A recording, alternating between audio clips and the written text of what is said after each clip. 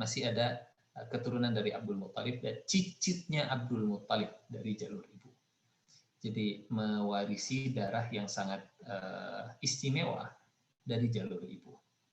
Kemudian istrinya Utsman bin Affan. Istrinya Utsman bin Affan. Di sini kita akan melihat Bapak dan Ibu yang mudah-mudahan selalu dijaga Allah Subhanahu wa taala. Dua putrinya Rasulullah Sallallahu Alaihi Wasallam, dua anak perempuannya Rasulullah Sallallahu Alaihi Wasallam dinikahkan oleh Nabi kepada Utsman bin Affan. Jadi awal mulanya ini kita sedikit cerita latar belakang ya.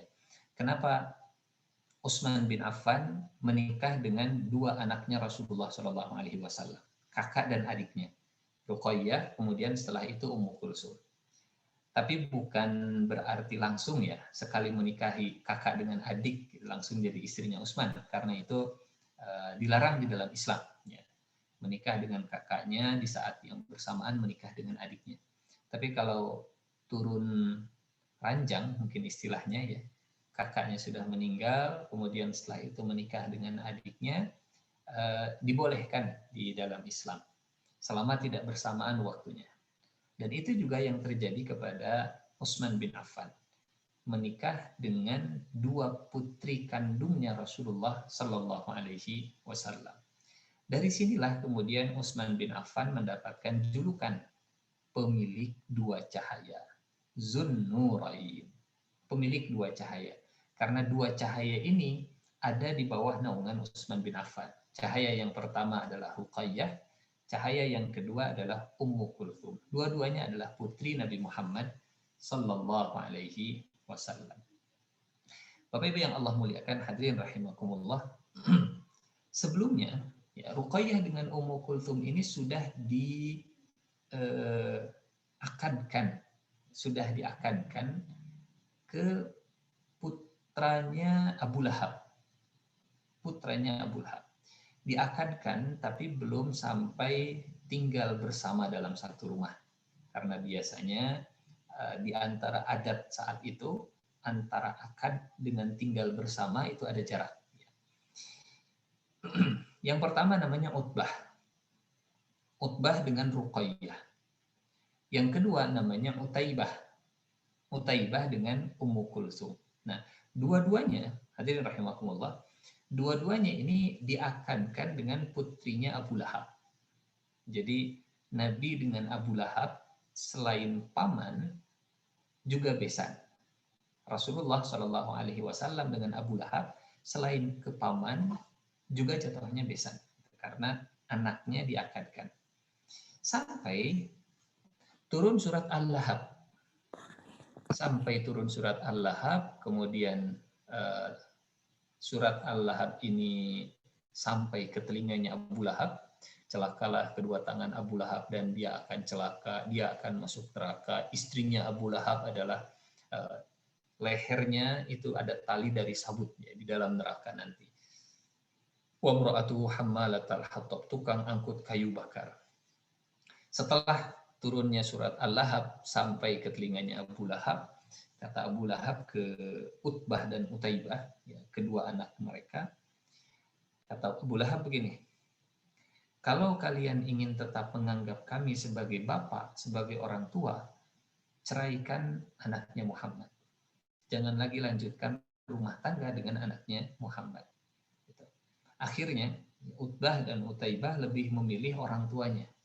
Diceraikanlah Ruqayyah, dipisahkanlah Ummu Kulthum dari Utbah dan Utaibah. Jadi ada resiko di balik menyampaikan ayat Al-Quran. Bagi keluarga Nabi, resikonya menyampaikan surat Al-Lahab adalah rumah tangganya akhirnya kemudian diputus dari rumah tangga Abu Lahab. Tapi hadirin rahimakumullah, Bapak dan Ibu yang saya muliakan, Allah kalau mengambil satu nikmat, karena Allah ingin mengganti dengan nikmat yang jauh lebih baik. Ruqayyah dan Ummu Kulthum tidak jadi berumah tangga dengan anaknya Abu Lahab. Mereka dipasangkan oleh Allah Subhanahu wa taala dengan orang yang lebih soleh, dengan orang yang lebih mapan, dengan Utsman bin Affan. Setiap musibah tujuannya dua. Satu, tujuan musibah itu Allah menghindarkan kita dari musibah yang jauh lebih besar. Atau tujuan yang kedua, Allah ingin mengganti dengan yang jauh lebih baik. Kalau Allah memberi musibah, karena Allah ingin menghindarkan kita dari musibah yang jauh lebih besar, lebih baik dapat musibah, tapi terhindar dari musibah yang jauh lebih besar, atau Allah ingin memberikan nikmat yang jauh lebih baik. Contohnya, kalau nikmat yang jauh lebih baik adalah Ruqayyah dan Ummu Kulthum ini. Dihindarkan dari sosok Abu Lahab, bisa kita bayangkan ya, kalau anak Nabi bersama dengan anaknya Abu Lahab. Abu Lahabnya memusuhi Nabi, Ruqayyah dan Ummu Kulthum pasti tidak nyaman, ya, pasti tidak nyaman. Sebagai anak perempuan, kemudian Abu Lahabnya memusuhi orang tuanya, itu sulit untuk menjadi sosok di posisi seperti itu. Nah, bagaimana dengan Ummu Kulthum? Hadirin rahimakumullah, setelah Ruqayyah meninggal, baru Ummu Kulthum dinikahkan ke Utsman bin Affan. Artinya begini, sejak Ummu Kulthum itu berpisah dengan Utaibah, Ummu Kulthum itu tidak punya suami. Maknanya apa untuk kita? Kalau di antara umat Rasulullah Sallallahu Alaihi Wasallam ada yang rumah tangganya kemudian berpisah, kemudian lama tidak memiliki pasangan lagi, keluarga Rasulullah Sallallahu Alaihi Wasallam juga pernah mengalami. Ummu Kulsum itu tidak punya suami setelah berpisah dengan Utaibah. Baru punya suami setelah menikah dengan Utsman, setelah kakaknya juga meninggal dunia. Setelah kakaknya meninggal dunia. Sehingga semua musibah yang dialami oleh umat Nabi, pasti dalam sejarah kehidupan Nabi kita akan menemukan contohnya. Pasti kita akan menemukan contohnya. Bahkan Ummu Kulthum ya, ketika meninggal dunia, saat itu Rasulullah masih hidup ya. Satu-satunya anak Nabi yang meninggal setelah Nabi, yang meninggalnya setelah Nabi hanya Siti Fatimah. Ruqayyah meninggal saat Nabi masih hidup. Ummu Kulthum meninggal juga saat Nabi masih hidup.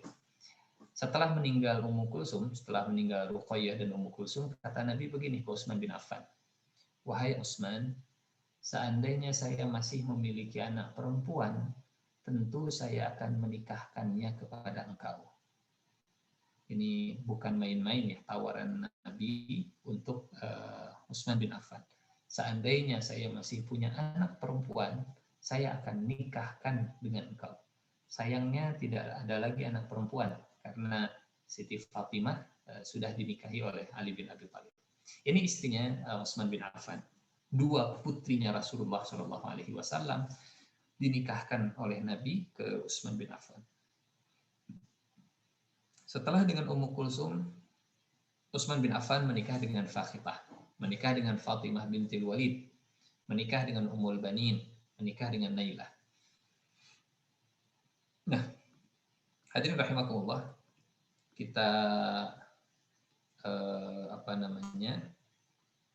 cerita singkat tentang sosok Utsman bin Affan. Pertama, lahirnya 6 tahun setelah tahun gajah. Selisih usia antara Utsman bin Affan dengan Rasulullah Shallallahu Alaihi Wasallam hanya 6 tahun saja. Meskipun kalau dari sisi nasab, ya dari sisi generasi itu beda satu angkatan, beda satu level. Artinya hal yang biasa di lingkungan saat itu, satu generasi itu bedanya hanya 6 tahun saja. Dan ini bukan hal yang aneh ya, karena ini hitung-hitungan. Misalkan contoh, ada seorang kakek, dia sudah punya cucu, kemudian cucunya usia 2 tahun misalkan. Ini hanya sekedar hitung-hitungan saja, ilustrasi saja. Kakek punya anak, punya cucu usia 2 tahun. Sang kakek ini kemudian dia menikah lagi. Dia menikah lagi. Nah, setelah menikah, dia punya anak. Anaknya lebih muda dari cucunya. Cucunya mungkin sudah usia 3 tahun. Anaknya, ini anak dari pernikahannya yang baru, mungkin baru lahir. Jadi ada selisih 3 tahun. Cucunya lebih tua dari anaknya. Sehingga dengan ilustrasi seperti itu, ya kita juga bisa memahami jarak antara Utsman dengan Rasulullah Shallallahu Alaihi Wasallam itu hanya 6 tahun, padahal beda satu generasi. Lahir 6 tahun setelah tahun gajah, masih sangat muda. Ya. Kemudian masuk Islam di usia 34 tahun. Artinya kalau masuk Islam di usia 34 tahun, berarti saat itu usia Rasulullah Shallallahu Alaihi Wasallam 40 tahun. 40 tahun itu usia saat Nabi menerima wahyu. Artinya apa? Utsman termasuk orang pertama, generasi pertama, as-sabiqunal awwalun yang menerima ajaran Rasulullah Shallallahu Alaihi Wasallam. Masuk Islamnya usia 34 tahun. Artinya ini introspeksi untuk saya dan untuk kita semua ya. Kita sudah mengenal Islam sejak lahir karena orang tua kita Muslim. Ya. Utsman baru mulai perjalanan hidupnya dalam naungan Islam itu di usia 34 tahun. Sebutlah ya terlambat 34 tahun mungkin kalau bahasa kita hari ini ya. Taubatnya itu di usia 34 tahun. Hijrahnya itu di usia 34 tahun. Kenal Islamnya itu di usia 34 tahun. Tapi ternyata Bapak Ibu hadirin rahimakumullah, meskipun baru mengenal Islam di usia 34 tahun, ternyata bisa mencatat sejarah ya, dengan tinta emas, dengan namanya, wangi dengan prestasi, wangi dengan amal solehnya. Di usia 47 tahun, Utsman hijrah ke Madinah. Dan saat Nabi meninggal, usia Utsman 57 tahun. Selisihnya hanya 6 tahun saja intinya. Nah, kemudian Sabtu 1 Muharram 24 Hijriah menjadi khalifah setelah Umar bin Khattab, kisah kita sebelumnya, setelah Umar bin Khattab meninggal dunia. Ada kisah yang cukup panjang sampai akhirnya Utsman bin Affan ini dipilih, diangkat menjadi khalifah. Ya.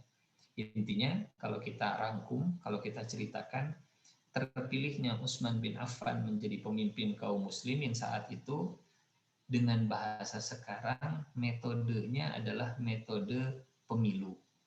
Metodenya adalah metode pemilu. Jadi Umar ketika meninggal dunia menyerahkan kepemimpinan ke tim formatur. Ada 6 orang yang ditunjuk oleh Umar bin Khattab untuk menjadi tim formatur. Nah, salah satu di antara tim formatur itu ada nama Utsman bin Affan dan ada nama Ali bin Abi Thalib. Ada nama Utsman dan ada nama Ali. 6 orang. Dari 10 sahabat yang dijamin masuk surga, yang masih hidup ada 6. Yang 6 ini diangkat menjadi tim formatur. Nah, Utsman dengan Ali bin Abi Thalib, singkat cerita, yang 4 orang ini yang masuk dalam tim formatur, mereka mengundurkan diri. Sisanya tinggal 2. Dan 2 ini kemudian suaranya, bahasa kita sekarang, suaranya bersaing cukup ketat. Ketua panitia tim formatur itu sahabat Nabi namanya Abdurrahman bin Auf. Abdurrahman bin Auf. Nah, Abdurrahman bin Auf ini voting, kalau bahasa kita sekarang, bertanya ke seluruh penduduk Madinah, laki-laki, perempuannya, dewasa, anak kecilnya, pedagang, pebisnis, karyawan, budak, merdeka, dan seterusnya. Semuanya ditanya, Utsman atau Ali? Utsman atau Ali? Utsman atau Ali? Utsman atau Ali? Utsman atau Ali? Dengan bahasa sekarang yang dilakukan oleh Abdurrahman bin Auf adalah taswid, ya, mencari suara, menggalang atau voting lah, ya, pemilu pemilu. Singkat cerita, ternyata Utsman suaranya lebih unggul. Utsman bin Affan suaranya lebih unggul. Dan Utsman memikul amanah kepemimpinan di usia 70 tahun. Di usia 70 tahun. Artinya, hadirin rahimakumullah, ternyata, Masya Allah, ini renungan untuk saya khususnya dan untuk kita semua. Ternyata para sahabat ini semakin bertambah usia, semakin bertambah banyak amal solehnya, semakin banyak geraknya, semakin luas cakupan dakwahnya, semakin giat beramal Islamnya. Di usia 70 tahun yang kadang, ya wallahu a'lam, kadang semakin bertambah usia lebih cenderung untuk tidak banyak bergeraknya. Tapi di usia 70 tahun diangkat, diamanahi untuk memimpin kaum muslimin. Dengan ekspansi yang sangat besar, ya, seperti ekspansi di zaman Umar bin Khattab. Nanti kita akan lihat bagaimana sebelumnya di kisah Umar bin Khattab kita sudah pernah tampilkan ya, peta sebaran wilayah umat Islam dari satu pemimpin ke pemimpin yang berikutnya. Jadi yang terluas itu Umar, kemudian Utsman. Yang paling sedikit perluasannya itu Abu Bakar dan Ali bin Abi Thalib. Kenapa? Karena di zaman Abu Bakar dan di zaman Ali bin Abi Thalib ada tribulasi internal, ada sesuatu di dalam kaum muslimin. Setiap konflik internal itu selalu memperlambat ekspansi keluar. 1 Muharram 24 Hijriah, Utsman menjadi khalifah di usia 70 tahun. Dan di usia 81 tahun. Berarti selama 11 tahun kurang lebih, Utsman bin Affan memegang tanggung jawab kepemimpinan kekhilafahan umat Islam. 70 sampai 81. Dan yang luar biasa, hadirin rahimakumullah, meninggalnya Utsman bin Affan di usia 81 tahun itu dalam kondisi sedang membaca Al-Quran di usia 81 tahun. Artinya ya, meskipun Utsman bin Affan itu hafal Al-Quran 30 juz, tetap saat membaca itu menggunakan mushaf, yang artinya penglihatannya juga tidak tidak terganggu ya, tetap terjaga di usia 81 tahun. Menjaga Allah di usia mudanya, maka Allah menjaga Utsman di usia senjanya. Meninggal di usia 81 tahun. Nah, ini sekilas ya tentang perjalanan hidupnya Utsman bin Affan. Bapak Ibu hadirin rahimakumullah, Rasulullah Sallallahu Alaihi Wasallam memberikan julukan kepada Utsman bin Affan, julukan tentang kekompakan dalam kehidupan rumah tangganya. Kehidupan rumah tangganya. Jadi saat kondisi di kota Mekah itu penuh dengan tekanan, penuh dengan tribulasi, ancaman, sampai akhirnya para sahabat itu dianjurkan untuk meninggalkan kampung halaman, untuk mencari tempat tinggal yang baru, untuk berhijrah. Dan ini bukan hal yang mudah ya. Rumah ditinggalkan, kampung halaman ditinggalkan, keluarga ditinggalkan, sanak saudara ditinggalkan, tempat bisnis ditinggalkan, dan seterusnya.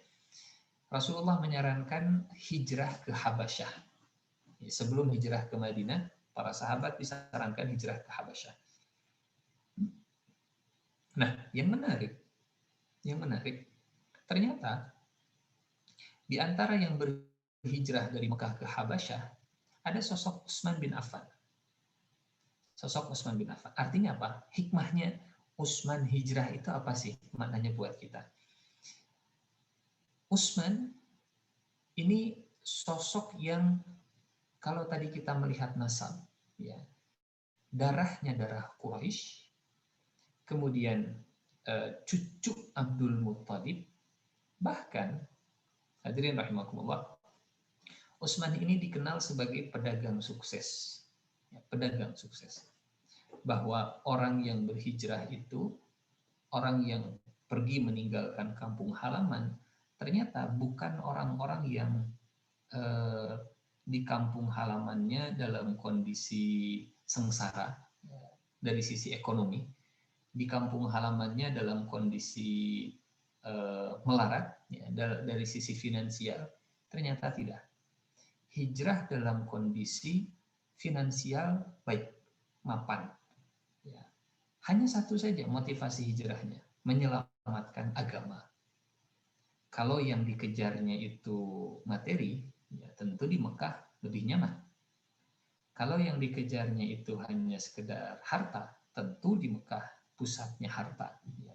Sumber bisnis, sumber keuangan, tokonya, ya, modalnya, marketnya di sana semua.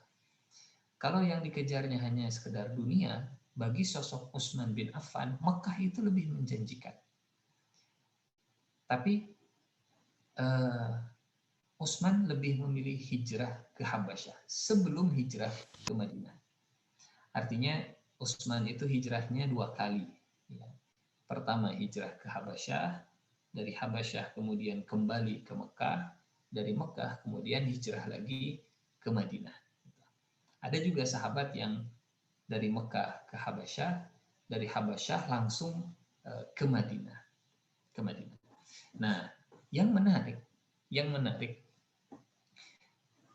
sahabat-sahabat yang hijrah ke Habasyah ini yang berasal dari golongan elit, ya, yang berasal dari bangsawan, darah biru dan orang kaya, kompak hijrah dengan keluarganya adalah Utsman bin Affan. Hingga Rasulullah Shallallahu Alaihi Wasallam menjulukinya dengan keluarga Lut masa kini. Inna Utsman awal man hajara ilallah bi ahlihi ba'da Lut. Sesungguhnya Utsman adalah yang pertama hijrah kepada Allah bersama dengan keluarganya setelah Nabi Lut. Apa hikmahnya untuk kita? Hadirin rahimakumullah, kenikmatan terbesar bagi seorang muslim adalah memiliki keluarga yang kompak dalam ketaatan. Kenikmatan yang terbesar setelah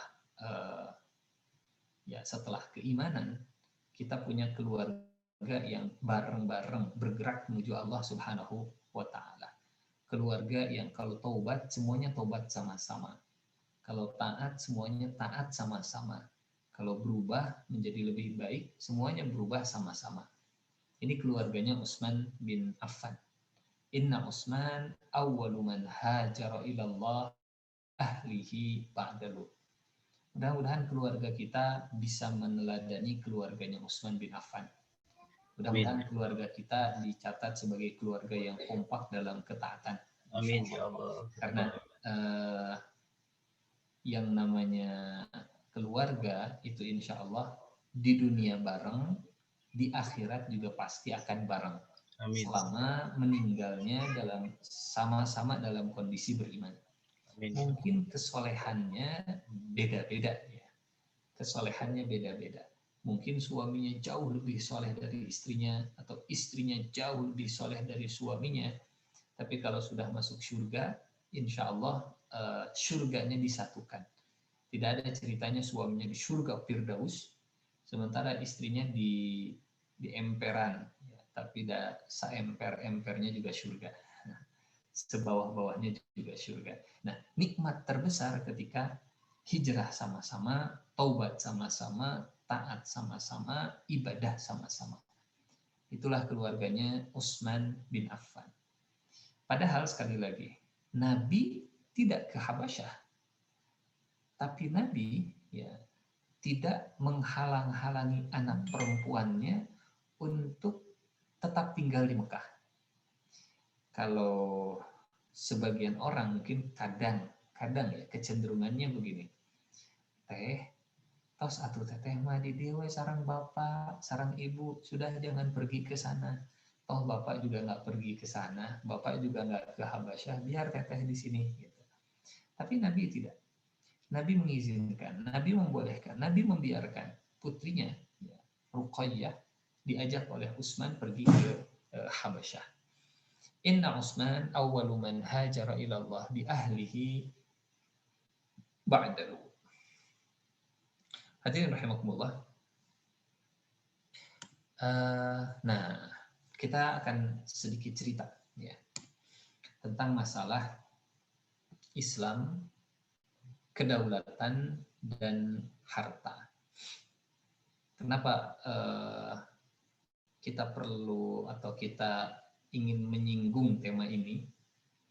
Karena sosok Utsman bin Affan itu sosok yang tidak lepas kisahnya dari harta. Utsman adalah orang kaya. Utsman sosok pebisnis sukses.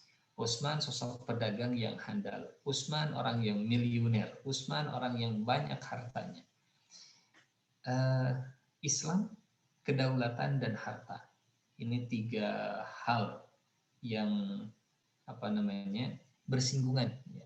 Bersinggungan. Hadirin rahimakumullah. Di sosok Utsman bin Affan ada Islamnya. Di sosok Utsman bin Affan ada hartanya, dan di sosok Utsman bin Affan khususnya di usia 70 tahun ada kedaulatannya. Islam, kedaulatan, dan harta. Apa hubungan antara ketiga hal ini?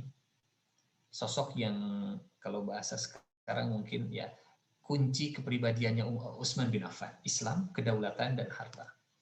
Hadirin rahimakumullah. Seperti yang sama-sama kita fahami di dalam surat Al-Baqarah ini ayat ke-30 ya. A'udzubillahi minasyaitonirrajim. Bismillahirrahmanirrahim. Wa iz qala rabbuka lil malaikati inni ja'ilun fil ardi khalifah qalu ataj'alu fiha may yufsidu fiha wa yasfiku ad-dima wa nahnu nusabbihu bihamdika wa nuqaddisu lak. Qala inni a'lamu ma la ta'lamun. Para malaikat itu mereka bertanya kepada Allah, padahal kami, ya Allah, senantiasa bertasbih. Padahal kami, ya Allah, senantiasa memuji, mensucikan Engkau. Kenapa justru manusia yang diangkat menjadi petugas di muka bumi? Ada makna yang bisa kita ambil dari ayat ini, bahwa tugas manusia di muka bumi itu bukan hanya sekedar bertasbih memuji Allah dan mensucikan Allah. Karena kalau tugas manusia hanya sekedar bertasbih, memuji dan mensucikan Allah, tentu malaikat yang akan menjadi petugas di muka bumi, ya, yang menjadi pemimpin yang memakmurkan muka bumi. Ketika petugas atau tugas di muka bumi itu lebih dari itu, ada tugas tambahan selain bertasbih, memuji dan mensucikan Allah Subhanahu wa taala, maka ada sesuatu yang ini tidak mungkin dikerjakan oleh malaikat. Karena malaikat itu hanya bertasbih, memuji, mensucikan Allah Subhanahu wa taala.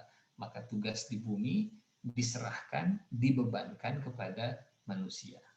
Nah, apa yang tidak dilakukan oleh malaikat? Hal apa yang akhirnya ini memang hanya bisa dikerjakan oleh manusia? Bagian apa di muka bumi ini ya, yang manusialah jagonya? Unsur apa? Hadirin rahimakumullah, ya, tugas manusia di muka bumi ini adalah untuk memakmurkan bumi, untuk mengendalikan, untuk menjaga bumi. Dan penguasa, pengendali, pemakmur bumi yang pertama adalah seorang nabi, Nabi Adam alaihi salam. Ini kita sedikit menyinggung karena kita nanti akan banyak menggali sosok Utsman bin Affan serta kaitannya dengan masalah harta. Dengan masalah harta. Islam, kedaulatan dan harta. Islam, kepemimpinan dan harta. Hadirin rahimakumullah. Sosok Utsman tidak pernah lepas dari sosok masalah hartanya. salah satunya ya, yang tidak yang sangat menonjol dari Utsman bin Affan. Dalam surat An-Nisa ayat 34, Allah Subhanahu wa taala memberikan kekuasaan kepada suami atas seorang istri kalau suami itu memiliki kelebihan, satu, dan yang kedua kalau dia memberikan nafkah kepada istrinya. Kaum laki-laki adalah pemimpin bagi kaum wanita. Kenapa? Karena Allah telah memberikan kelebihan dan karena mereka telah menafkahkan sebagian hartanya. Maknanya apa?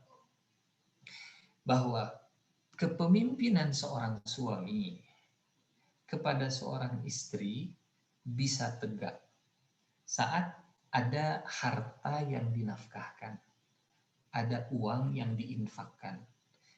Unsur penegak kepemimpinan seorang suami kepada seorang istri itu adalah harta. Padahal itu hanya satu orang perempuan.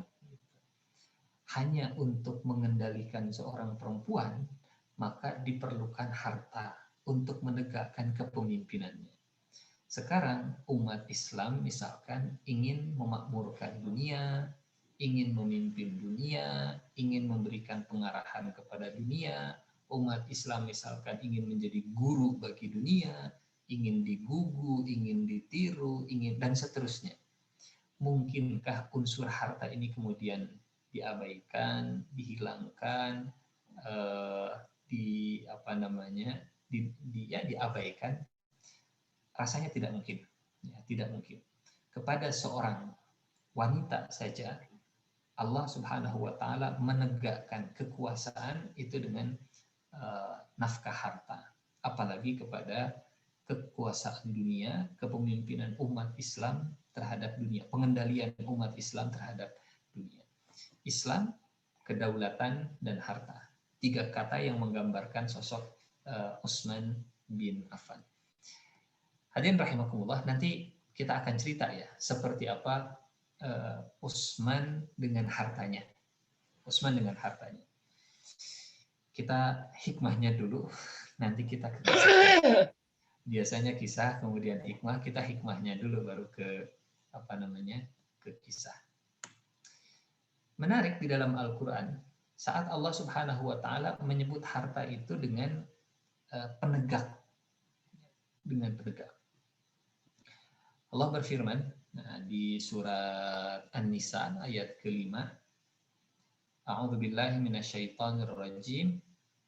Wala tu'tus sufaha'a amwalakumul lati ja'alallahu lakum qiyama. Dan janganlah kamu serahkan kepada orang-orang yang belum sempurna akalnya harta. Jangan serahkan kepada orang yang belum sempurna akalnya harta. Harta ini bisa berupa uang, termasuk saya kira juga gadget, ya, handphone dan seterusnya, itu juga bagian dari harta. Artinya dengan bahasa kekinian, jangan serahkan handphone ke anak-anak yang belum sempurna akalnya. Jangan serahkan harta kepada orang yang belum sempurna akalnya. Karena harta Allah jadikan sebagai qiyam, sebagai penegak kehidupan. Introspeksi untuk saya dan untuk kita semua. Kehidupan umat Islam akan tegak kalau unsur harta ini juga dikuasai oleh umat Islam, dimiliki oleh umat Islam. Kenapa umat Islam itu susah bangkit? Kenapa umat Islam itu susah berdiri? Kenapa umat Islam itu susah tegak? Di ayat ini kita menemukan kuncinya. Amwal itu qiyam. Harta itu penegak. Maka hadirin rahimakumullah, mayoritas, ya, bukan mayoritas, banyak para sahabat Rasulullah Shallallahu Alaihi Wasallam yang ketika hijrah ke Madinah Al-Munawwarah memang punya latar belakang orang-orang yang sudah terbiasa berinteraksi dengan masalah harta. Bukan orang yang kemudian harta mau biarkan diserahkan untuk ahli dunia saja, kita mau mengejar akhirat saja. Tipikal para sahabat itu ternyata nggak demikian. Karena mereka paham ingin menegakkan pondasi umat, maka amwal itu menjadi bagian yang tidak bisa dipisahkan. Wala tu'tus sufaha'a amwalakum allati ja'alallahu lakum qiyaman. Harta sebagai penegak kehidupan. Hadirin rahimakumullah. Nah, bahkan yang menarik, Allah menyebut harta di dalam Al-Quran dengan sebutan kebaikan. Dalam surat Al-Adiyat ayat ke-8, surat Al-Adiyat ayat ke-8, A'udzubillahi minasyaitonirrajim, Bismillahirrahmanirrahim, wa innahu lihubbil khairi lasyadid. Dan sesungguhnya manusia mencintai hartanya sangat kuat. Kalau kita lihat ya redaksi harta, Allah menyebutnya dengan kata khair. Khair itu secara bahasa artinya kebaikan. Kalau kita bertanya kabar, ya, kaifa haluk? Jawabannya khair. Bagaimana kabarnya? Khair, alhamdulillah. Kalau orang azan subuh, as-sholatu khairun minan naum. Salat itu lebih baik daripada tidur. Jadi khair itu artinya kebaikan. Allah menyebut harta dengan kebaikan. Artinya ya sifatnya itu netral. Sifatnya netral. Ada satu cerita menarik ini. Sekali lagi pun kalau pertemuan kita malam hari ini kita fokus ke sisi harta. Kalau seandainya ada kesempatan, ada pertemuan yang kedua tentang sosok Utsman, kita akan cerita sisi yang lainnya, seperti Umar bin Khattab seperti itu. Hadirin rahimakumullah, ada sahabat namanya Amr bin As. Amr bin As. Amr bin As ini diminta oleh Nabi untuk jadi komandan dalam satu ekspedisi militer. Kata Nabi, kau jadi komandan, mudah-mudahan kau menang. Kata Amr bin As, amin. Terima kasih doanya. Kata Nabi, mudah-mudahan kalau menang nanti dapat gonimah. Dan mudah-mudahan gonimahnya banyak. Kata Amr bin As, ya Rasulullah, saya berjuang bukan mencari gonimah. Enggak ya Rasulullah, saya berjuang bukan untuk mencari gonimah ya Rasulullah. Saya berjuang ikhlas, saya berjuang kalaupun mati, mudah-mudahan bisa dapat mati syahid. Kalaupun hidup, berarti mudah-mudahan masih menang. Apa komentar Nabi? Jawaban Amr bin As bagus. Tapi apa komentar Nabi? Kata Nabi begini, wahai Amr bin As, sebaik-baik harta kalau ada di tangan orang saleh.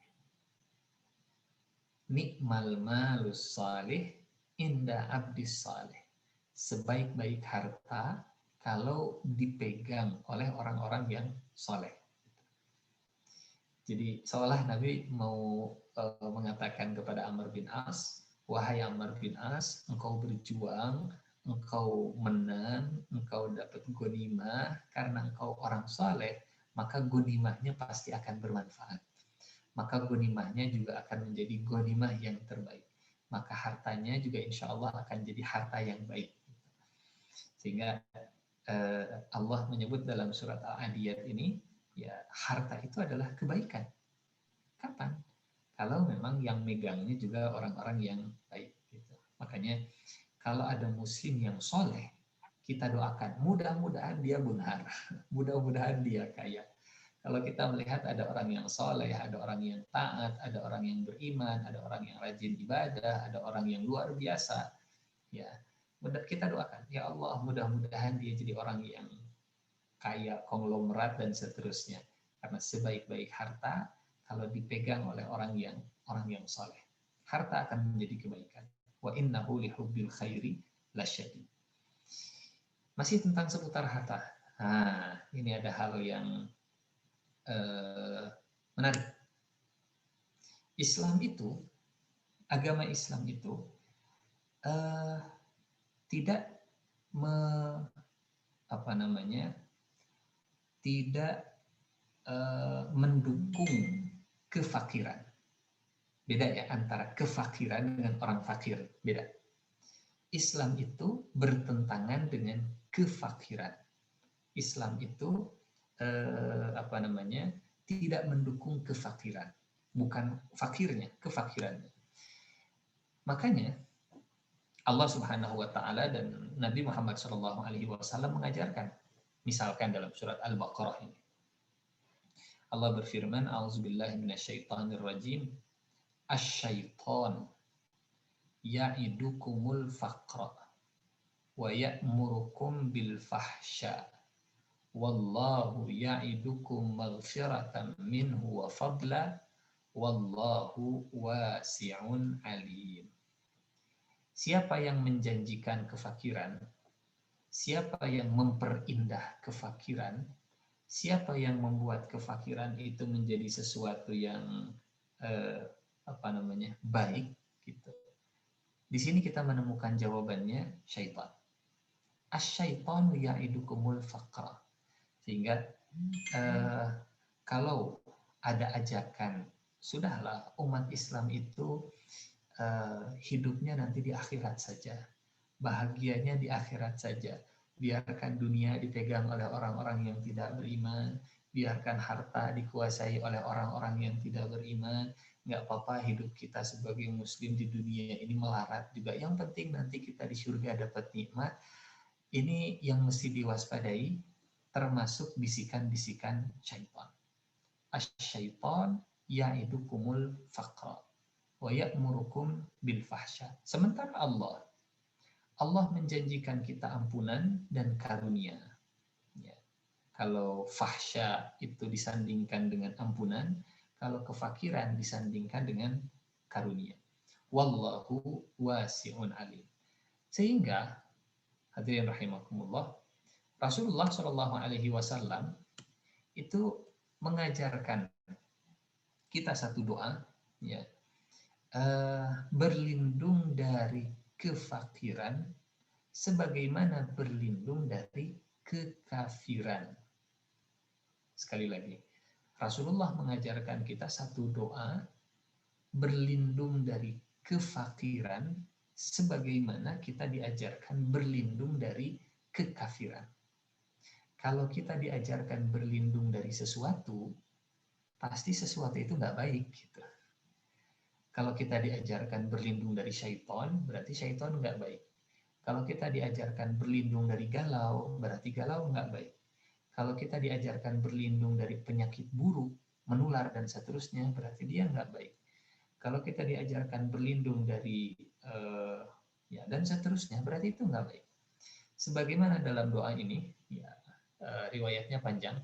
Jadi an Ibni Abi Bakrah, dari Ibni Abi Bakrah. Jadi Ibn Abi Bakrah, dia mendengar bapaknya selesai sholat selalu membaca doa ini.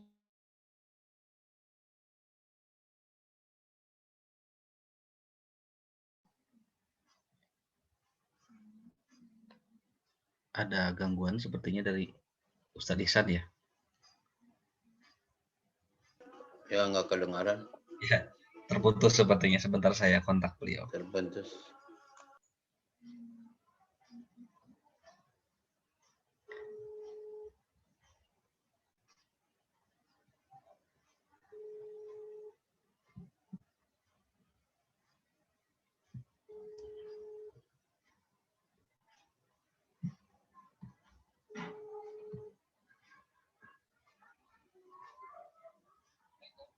Ustadz, terputus koneksinya Ustadz ya? Ya, mangga Ustadz. Ya, ya. Mangga, di atas Ustadz.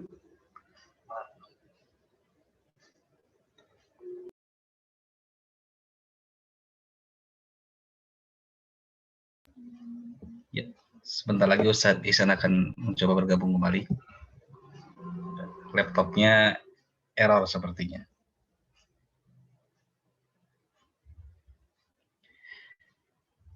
Sudah nyambung?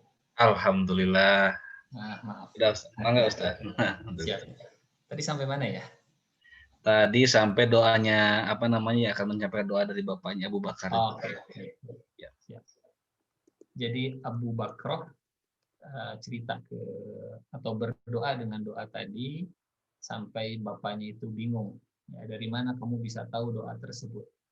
Kata anaknya, ya abati, wahai ayahanda, sami'tu tad'u bihinna fi duburis shalah. Saya mendengar engkau berdoa dengan kalimat itu di ujung sholat, selesai sholat. Saya ikuti, saya pelajari. Apa kata bapaknya? Falzamhunna ya bunayya. Konsisten dengan doa itu, komitmen dengan doa itu, rutinkan, dawamkan doa itu. Fa inna nabiyallah sallallahu alaihi wasallam kana yad'u bihinna fi duburis shalah. Karena Rasulullah Nabi Muhammad sallallahu alaihi wasallam selalu berdoa dengan kalimat-kalimat itu selesai salat. Allahumma inni a'udzubika minal kufri wal faqri wa azabil qabri. Rasulullah berlindung dari kekafiran, kefakiran, dan siksa kuburan. Sehingga ketika kefakiran itu disejajarkan dengan siksa kuburan dan kekafiran, berarti kesimpulannya Islam itu ya sangat menentang kefakiran. Bukan orang fakirnya ya, bukan orang fakirnya. Sehingga memberantas kefakiran bukan memberantas orang fakir. Beda. Jangan sampai programnya memberantas kefakiran, tapi yang diberantasnya justru orang fakir. Kefakirannya yang diberantas. Allahumma inni a'udzubika minal kufri wal faqri wa azabil qabri. Bahkan Nabi pun mengajarkan kita dalam riwayat Muslim satu doa tentang kekayaan. Tentu kekayaan itu dimulai dari hati dulu. Dimulai dari hati. Kecukupan dimulai dari hati. Allahumma inni as'alukal huda wat tuqa wal afafa wal ghina. Ya Allah, aku meminta kepadamu petunjuk, ketakwaan, kesucian, dan kekayaan. Dimulai dari kekayaan hati, kemudian dilanjut dengan kecukupan materi. Seorang penulis dari Mesir, dalam bukunya yang berjudul Islam dan Potensi yang Terabaikan, Al-Islam wa Taqat Al-Mu'attalah. Kata beliau begini, pun belum diterjemahkan. Intinya, semua ajakan, kullu dakwah, yang membuat orang itu mencintai kefakiran, kadhibun alal Islam. Kesimpulannya ya, semua ajakan, semua dakwah yang membuat orang itu mencintai kefakiran, semuanya adalah kebohongan atas nama Islam dan dusta kepada Allah Subhanahu wa Ta'ala. Jadi mengajak orang untuk cinta hidup fakir, bukan mencintai orang fakir, bukan. Cinta untuk hidup fakir, cinta untuk hidup jadi orang yang selalu menengadahkan terus-menerus, sudahlah jadi orang seperti itu saja. Kata beliau, kata Muhammad Al-Ghazali, seorang pemikir dari Mesir, itu adalah kadhibun alal Islam waftira'un ala Allah. Kenapa umat tidak berdaulat? Salah satu sebabnya ketika unsur penegaknya itu ada yang kurang. Nah, kita kembali ke kisah Utsman bin Affan tentang masalah harta, Ini kisah yang menarik dan mungkin jadi penutup dari kisah kita malam hari ini tentang sosok Utsman bin Affan. Kisah sumur Raumah. Sumur Raumah. Hadirin rahimakumullah.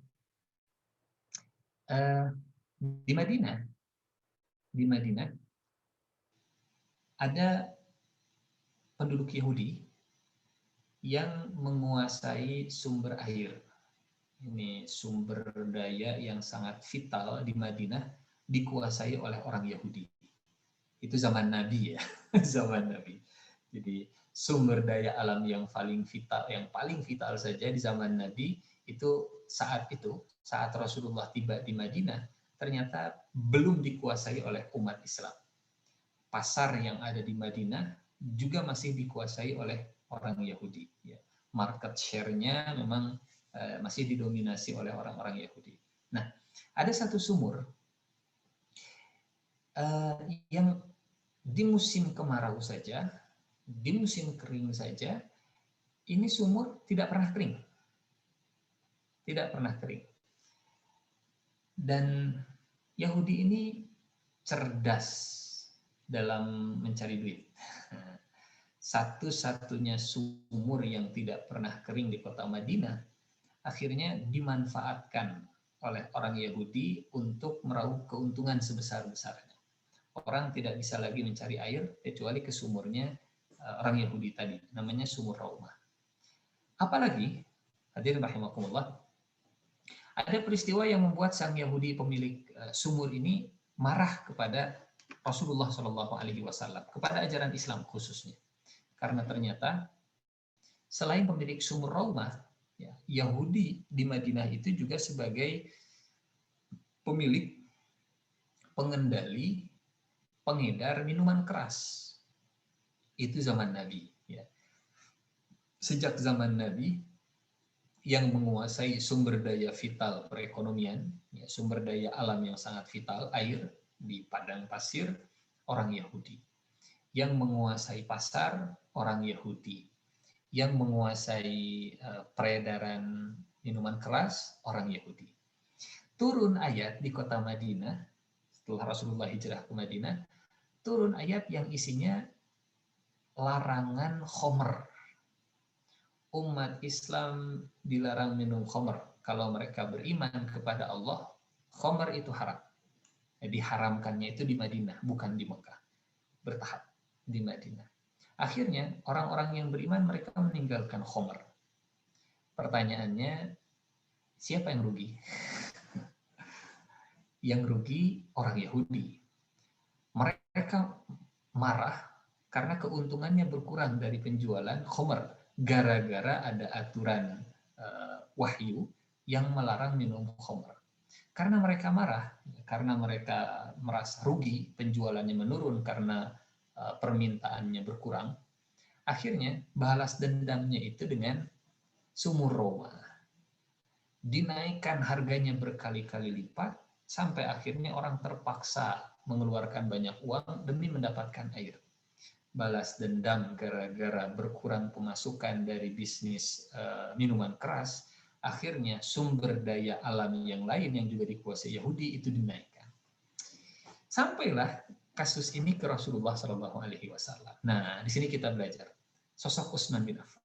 Kata Nabi begini di depan para sahabatnya, siapa yang bisa menyelesaikan permasalahan ini, maka dia akan jadi ahli surga. Siapa yang bisa menyelesaikan permasalahan sumber daya alam yang sangat vital, masalah air ini, maka dia masuk surga. Siapa yang mengajukan diri? Ya, tentunya bukan sahabat yang tidak punya kapasitas ya. Kapasitas dan isi tas dan kapabilitas dan tas-tas seterusnya. Tentunya yang punya kapasitas. Utsman bin Affan yang menjawab, saya ya Rasulullah. Datanglah Utsman ke Yahudi tadi. Punya kemampuan diplomasi, punya kemampuan bernegosiasi. Kata Utsman ke Yahudi tadi, kalau boleh, saya ingin membeli sumur Anda. Kata si Yahudi, oh nggak bisa, ini untungnya gede, ini sumber daya yang sangat luar biasa, nggak bisa, kami nggak menjual saham. Kata Utsman, bukan Utsman namanya kalau putus asa, ya. Bukan ahli negosiasi, bukan Utsman. Kata Utsman begini, bagaimana kalau saya membeli setengahnya saja dengan harga berapapun yang kau mau. Dengan harga berapapun yang kau mau. Yahudi mikir-mikir, ngitung-ngitung. Kalau dibeli seutuhnya, rugi. Ya. Tapi kalau dijual setengahnya, bolehlah. Ya. Dijual setengahnya itu bagaimana teknisnya? Nanti kalau sudah dijual setengahnya, dengan harga berapapun yang diinginkan oleh si Yahudi, sehari sumurnya itu dijual oleh Yahudi, sehari sumurnya dijual oleh Utsman bin Affan. Itu setengah-setengah. Kalau hari Senin misalkan keuntungannya itu untuk Utsman, kalau hari Selasa nanti keuntungan untuk si Yahudi. Gantian terus, giliran terus.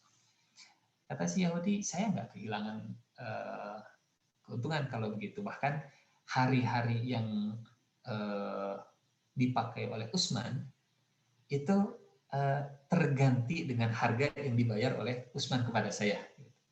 Pemikirannya Yahudi. Hari ketika Utsman menjual, yang tadinya itu milik saya, sudah terganti dengan uang yang akan saya terima dari Utsman. Akhirnya kata si Yahudi, saya jual dengan harga 6.000. Ya, ada yang menyebutnya 6.000 dirham. Dijual. Sepakat. Ya, hadirin rahimakumullah. Karena sudah punya saham, Utsman bin Affan, walaupun sahamnya itu memang tidak mendominasi, setengah-setengah, tapi ada hal yang menarik. Ini luar biasa, Masya Allah. Ketika visi yang jauh bisa mengalahkan visi yang pendek. Harga sahamnya sama, nilai kepemilikannya sama, tapi ketika visinya lebih jauh, maka yang lebih jauh visinya akan bisa mengalahkan yang lebih pendek visinya. Apa visinya si Yahudi tadi? Satu, balas dendam. Yang kedua, mengeruk keuntungan sebesar-besarnya. Apa visinya Utsman bin Affan? Masuk surga. Visinya Utsman bin Affan masuk surga. Hingga kata Utsman bin Affan, di hari saya, di hari giliran saya, semua orang yang mengambil air free, gratis, silahkan, tidak usah bayar. Padahal Utsman sudah memberikan harga yang sangat luar biasa kepada si Yahudi tadi. Apa yang terjadi? Orang-orang yang datang ke sumur Roma, mereka mengambil air itu bukan untuk sehari, tapi untuk 2 hari. Kenapa? Karena hari esok itu milik si Yahudi. Dan kalau kita datang, kita harus bayar mahal. Kita ngambil air yang banyak, cukup untuk 2 hari, nanti pas giliran hari si Yahudi, kita nggak usah ngambil air lagi. Karena kita sudah banyak bekalnya. Semua orang mikirnya begitu. Ambil, airnya nggak pernah kering. Pas datang giliran air si Yahudi, nggak ada yang beli. Kenapa? Kebutuhan semua orang sudah tercukupi. Berulang sehari, 2 hari, dan seterusnya. Sampai kata si Yahudi, saya jual sumur saya kepada engkau, wahai Utsman. Saham saya jual. Kata Utsman, ya kalau dijual saya nggak mau dengan harga yang kemarin. Turunkan harganya. Diturunkan harganya oleh si Yahudi tadi, dan akhirnya saham dimiliki oleh Utsman bin Affan. Semuanya, kepemilikan sumur dimiliki oleh Utsman bin Affan. Apakah Utsman memperlakukan sumurnya sama seperti orang Yahudi? Ternyata tidak. Apa yang dilakukan Utsman? Silahkan. Yang butuh air, ambil. Yang mau air, ambil. Free, gratis. Hingga sampai hari ini, ya kalau kita ke Madinah, sumur Roma itu menjadi satu bagian yang akan disampaikan oleh guide, ya, oleh mutawif saat city tour di kota Madinah. Dan selalu akan diceritakan kisah sumur Roma itu di Madinah. Kisah tentang visi dalam bisnis yang sangat jauh, kisah tentang cita-cita keuangan, kisah tentang harta yang menjadi penegak dan subjek vital dalam peradaban umat, kisah tentang kebaikan harta kalau dipegang oleh orang-orang yang soleh, kisah tentang jalan masuk surga dengan harta, kisah tentang orang yang bahagia di dunia dan bahagia sampai ke surga, kisah tentang fid dunya hasanah wa fil akhirati hasanah. Itulah kisahnya Utsman bin Affan dengan hartanya. Islam, kedaulatan, dan harta. Ini tema utama kita pada malam hari ini tentang sosok Utsman bin Affan. Insya Allah kalau ada kesempatan, kalau ada pertemuan berikutnya, kita akan gali sosok Utsman, hikmah dari kisah Utsman dari sisi yang berbeda. Saya kembalikan lagi ke moderatornya. Assalamualaikum warahmatullahi wabarakatuh. Waalaikumsalam warahmatullahi wabarakatuh. Alhamdulillah, hatur nuhun Ustadz, sebagai awal mula kisah Utsman bin Affan telah disampaikan. Tentunya masih panjang yang akan disampaikan ya Ustadz ya. Insya Allah dilanjutkan lagi minggu depan, episode yang kedua barangkali Ustadz ya. Alhamdulillah rabbil alamin. Baik, masih ada waktu sekitar 15 menit. barangkali ada yang akan ditanyakan atau mungkin di-sharingkan barangkali dari para jamaah sekalian sebelum mungkin ditutup dengan doa barangkali. Silakan, apakah ada yang ditanyakan? Saya mau tanya nih, Ustaz. Silakan bro. Kalau Utsman bin Affan itu kayanya itu dari mana asalnya? Apakah warisan atau dia itu dari pedagang gitu? Jadi kayanya kan dia orang kaya. Apakah kekayaannya itu didapat dari warisan atau usaha sendiri gitu? Terima kasih. Baik. Bro, siap bro. Mantap. Silakan Ustaz. Baik. Jadi Utsman itu seperti umumnya orang Mekah, ya, karena Utsman orang Mekah. Umumnya orang Mekah memang punya kebiasaan berdagang, mata pencahariannya berdagang. Kalau di Al-Quran Allah menyebutnya dengan rihlatash syita'i was-shaith, perjalanan musim dingin dan perjalanan musim dingin dan musim panas, syita was-shaith. Hingga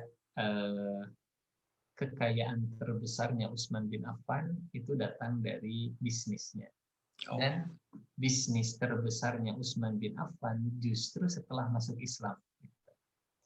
Karena visinya jauh lebih panjang, bukan sekedar hanya untuk makan, keinginan keluarga dan seterusnya, tapi untuk membantu dakwahnya Rasulullah Shallallahu Alaihi Wasallam. Itu mungkin Prof sejauh yang saya tahu. Wallahu a'lam bishawab. Terima kasih. Sama-sama Prof.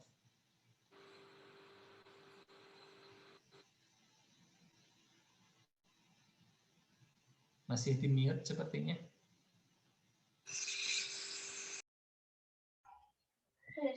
Ya, baik, alhamdulillah. Semoga jawabannya tidak puas ya Prof ya. Nanti dilanjutkan pada pertanyaan pada bulan yang akan datang, episode yang kedua. Baik Ustadz, apakah ada pertanyaan lagi dari ini? Ada Pak Dekan dari Universitas Pasundan. Senior, Khotib, mangga Prof. Assalamualaikum warahmatullahi wabarakatuh. Waalaikumsalam. Pak Ustadz, ini sangat menarik sekali ini kisah Utsman bin Affan ini. Kalau diproyeksikan keadaan kita sekarang ya, menurut Pak Ustadz, kira-kira bisnis seperti apa nih yang ada sekarang yang modelnya seperti itu? Barangkali itu pertanyaan saya, Pak Ustadz. Terima kasih. Baik, ya. Jadi kalau dari satu cerita tadi ya, cerita di sumur Romah, saya kira kalau untuk ditarik ke kehidupan kita hari ini, rasa-rasanya umat Islam itu semestinya, seharusnya yang menguasai sumber daya yang paling vital. Ya. Jadi bahan pangan, bahan pokoknya yang yang menguasainya umat Islam. Padi, beras dan seterusnya. Tanah juga yang menguasainya umat Islam. Air juga yang menguasainya umat Islam dan seterusnya. Saya kira itu mungkin kalau dari cerita sumur Romah tadi ya, karena bukan hanya satu sebetulnya. Bahkan kalau nanti kita sambungkan cerita tentang sosok Utsman bin Affan ini, memang di antara yang diperjualbelikan oleh sosok Utsman bin Affan ini kebutuhan primer, kebutuhan pokok yang selalu dipakai oleh orang Madinah. Itu mungkin Prof ya. Kalau bagi saya untuk hari ini gitu, tanahnya harus memang dikuasai oleh umat Islam, airnya seperti itu, makanannya juga seperti itu, tambangnya juga seperti itu dan seterusnya. Wallahu a'lam bishawab. Terima kasih Pak Ustadz. Sama-sama Prof. Berarti bisnis itu sunnah ya Ustadz ya? Sunnah, betul. Menjadi orang kaya itu sunnah. Baik, alhamdulillahirrahmanirrahim. Alhamdulillah, terima kasih sekali Ustadz atas materi yang telah disampaikan pada malam hari ini. Sebelum kegiatannya ditutup, sekedar menyampaikan bahwa di negara kita ini, di beberapa wilayah, terutama yang kita ketahui yang terdekat, yaitu di daerah Sumedang ya. Saat ini Ustadz sedang banyak terjadi musibah dan banyak sekali saudara-saudara kita yang saat ini sedang diuji, diberikan cobaan Allah Subhanahu wa taala. Barangkali Ustadz nanti kita pada malam yang baik ini seperti biasa ditutup dengan doa bersama, dan juga mohon untuk kita sama-sama mendoakan untuk saudara-saudara kita kaum muslimin wal muslimat yang saat ini khususnya juga di negara kita, di Sumedang, di Kalimantan, juga di tempat-tempat yang lainnya juga ada gempa ya Ustaz ya, longsor dan sebagainya. Kita berdoa kepada Allah Subhanahu wa taala, semoga seluruh saudara kita segera diberikan pertolongan oleh Allah Subhanahu wa taala, dan juga semoga kita yang alhamdulillah pada saat ini terutama bergabung di sini juga Allah masih berikan kemudahan, Allah masih berikan kenyamanan, kesehatan, rezeki yang insya Allah bisa disyukuri. Semoga Allah jaga kita semua. Dan juga bagi jamaah sekalian yang mungkin belum barangkali atau mungkin sudah alhamdulillah yang ingin ikut berdonasi untuk saudara-saudara kita di Sumedang atau mungkin tempat yang lainnya, silakan bisa menitipkan ke Masjid Ashifa, atau mungkin bisa langsung juga banyak sekali rekening-rekening yang membantu ya untuk menyampaikan bantuan kita ke sana seperti di ACT, dompet duafa atau DT Peduli, silakan saja. Tapi jika akan menitipkan melalui Masjid Ashifa, silakan, kami akan mencoba untuk mengirimkan ke badan-badan yang memang terlisensi ya, memang terbiasa seperti ACT yang sudah terbiasa bekerja sama dengan Masjid Ashifa. Itu saja mungkin Ustadz, kami ucapkan terima kasih, jazakumullahu khairan. Untuk selanjutnya, untuk doa bersama kami persilakan Ustadz. Baik, Bapak Ibu hadirin rahimakumullah, sebelum kita sama-sama berdoa, kita istighfar, mudah-mudahan Allah ampuni dosa-dosa kita, mudah-mudahan Allah kabulkan doa-doa kita, dan mudah-mudahan Allah jaga dan lindungi kita. Astagfirullahaladzim, astagfirullahaladzim, astagfirullahaladzim, astagfirullahaladzim, alladzi la ilaha illa huwal hayyul qayyum wa atubu ilaih. A'udzu billahi minasyaitonir rajim. Bismillahirrahmanirrahim. Hamdan yuwafi ni'amahu wa yukafi'u mazidah. Rabbana lakal hamdu kama yanbaghi li jalali wajhikal karimi wa 'azimi sultanik. Amin ya Allah. Allahumma shalli ala sayyidina Muhammad salatan tunjina biha min jami'il ahwali wal afat wa taqdi lana biha min jami'il hajat. Amin ya Allah. Wa tahhiruna biha min jami'is sayyi'at. Amin ya Allah. Wa tarfa'una biha 'indaka a'la darajat. Amin ya Allah. Alliquna biha aqsal ghayat. Amin ya Allah. Jami'il khairati fil hayati wa ba'dal mamat. Innaka ala kulli syai'in qadir. Allahumma ighfir lana wa liwalidina warhamhuma kama rabbayana shighara.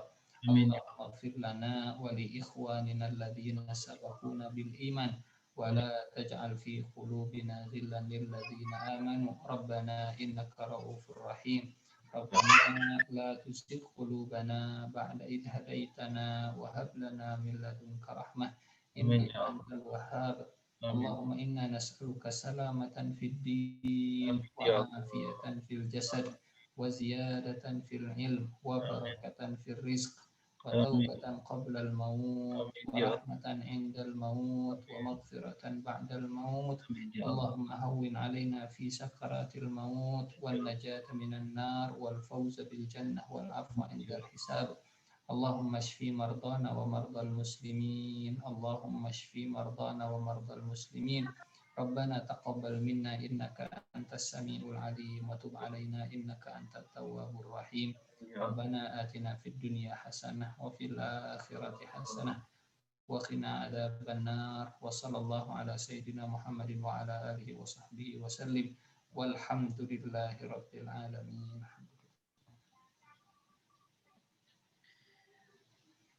Baik, amin ya Allah ya rabbal alamin. Alhamdulillah, terima kasih Ustadz atas panjatan doanya memimpin kita pada malam hari ini.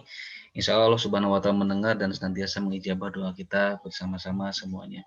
Baik, pada malam hari ini acara telah selesai. Kami ucapkan terima kasih pada guru kita Ustadz Nur Ihsan Jundullah telah menyampaikan materi. Kita berdoa kepada Allah semoga Allah mudahkan, memberikan rezeki berupa paham bagi kita semua, dan juga mampu kita menjadikan iktibar sosok dari Utsman bin Affan agar kita Allah mudahkan untuk menjadikan inspirasi dalam hidup kita dan meniru apa yang baik-baik dari diri beliau.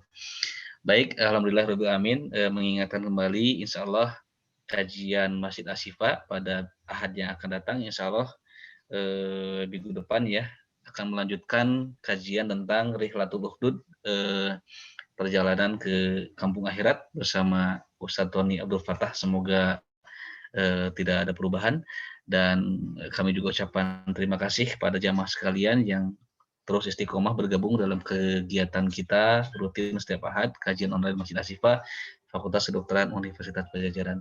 Terima kasih juga kepada Pak Dekan, para pimpinan yang telah mendukung, mensupport kegiatan ini dengan sangat baik sekali. Pak DKM juga hatur nuhun, juga teman-teman IT, Kang Adi, Kang Panji, hatur nuhun kepada semuanya. Jamaah juga jazakumullah khairan katsiran, ahsanal jaza fi dunya, ahsanal jaza fi dunya wal akhirah. Baik, kita tutup kegiatan pada malam hari ini dengan sama-sama kita membacakan doa kifaratul majelis. Subhanakallahumma wa bihamdika asyhadu an la ilaha illa anta astaghfiruka wa atubu ilaik. Walhamdulillahirabbil alamin. Billahi taufiq wal hidayah. Wassalamualaikum warahmatullahi wabarakatuh. Waalaikumsalam warahmatullahi wabarakatuh. Alhamdulillah hatur nuhun sadayana Ustaz, hatur nuhun pisan. Bade izin pamit, mangga. Mangga Ustaz, Pak hatur Ustadz, hatur nuhun.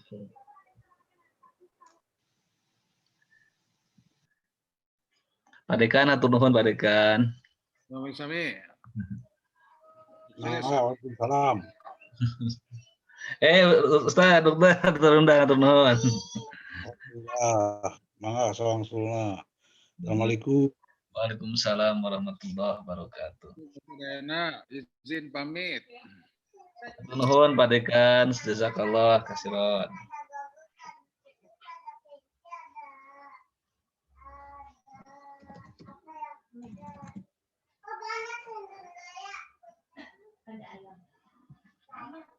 Mohon izin kegiatannya akan kami tutup ya. Assalamualaikum warahmatullahi wabarakatuh.